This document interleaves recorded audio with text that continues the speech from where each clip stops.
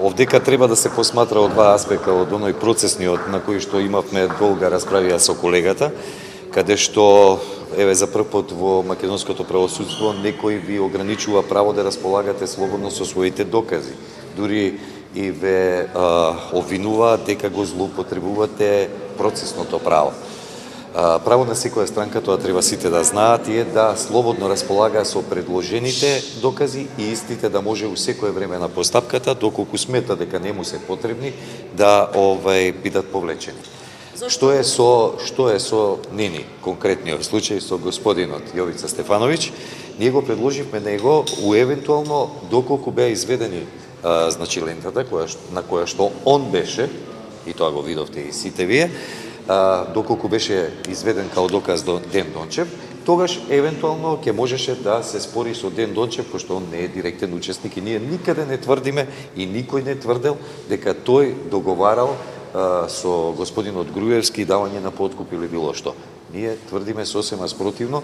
Тоа лице за кое што тврдиме дека договарало, него не го извеле као доказ. И не ќе да го изведат као доказ. Тоа е една работа што е многу интересно.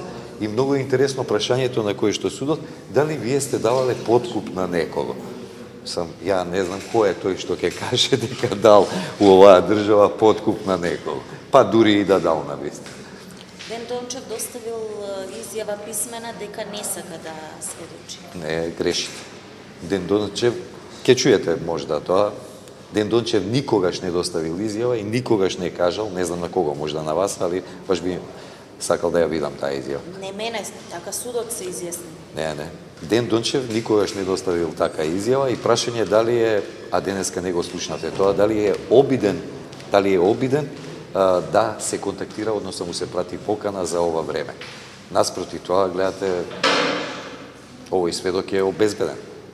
Иако ние немавме адреса и немавме можност на друг начин да го обезбедиме. Судот го обезбеди овој сведок?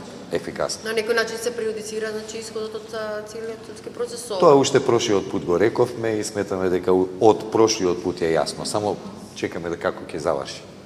Очекувате утре на распитот на сведоци да се појави тужителот? Премиерот, мислите господинот Груевски? Да, очекувам у секој случај, мислам му пожелувам што побрзо да оздрави и се надевам дека таа повреда не е нешто драматична. Меѓутоа, ако не може да се качи на третиот спрат, можеме ние да се сидеме, има доле подоле судници, така да очекувам искрено.